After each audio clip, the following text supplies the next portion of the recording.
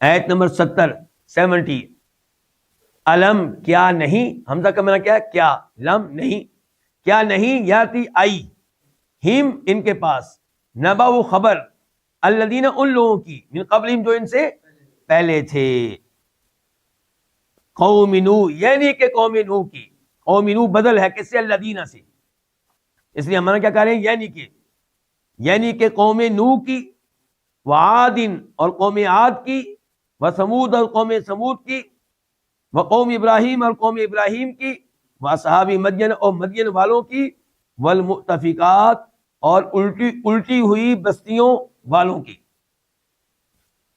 اتت آئے، ہم ان کے پاس، رسولہم ان کے رسول، بالبینات واضح دلائل کے ساتھ، فما کان اللہ پس نہیں تھا اللہ تعالی، لیظلمہم کہ وہ ظلم کرے ہم ان پہ، ولیکن لیکن کانو وہ تھے، انفسہم اپنے نفسوں پہ، یظلمون ظلم کرتے۔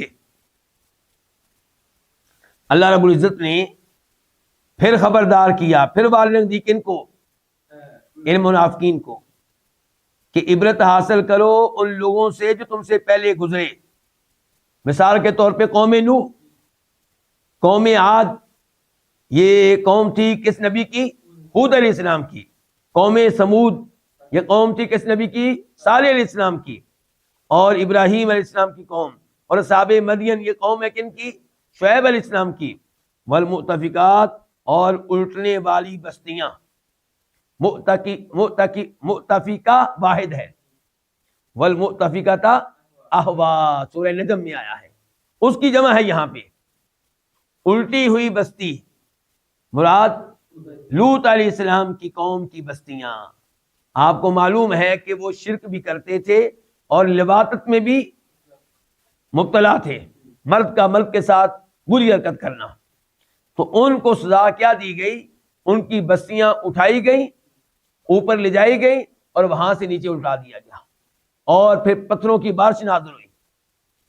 تو یہ مراد ہے الٹی ہوئی بستیوں والے، یعنی کہ اللہ تعالیٰ کہتے ہیں کیا اے منافقو تمہارے پاس ان لوگوں کی خبریں نہیں آئیں؟ کیسا کیسا اللہ کا عذاب آیا ان لوگوں کے اوپر، تم عبرت حاصل نہیں کرتے؟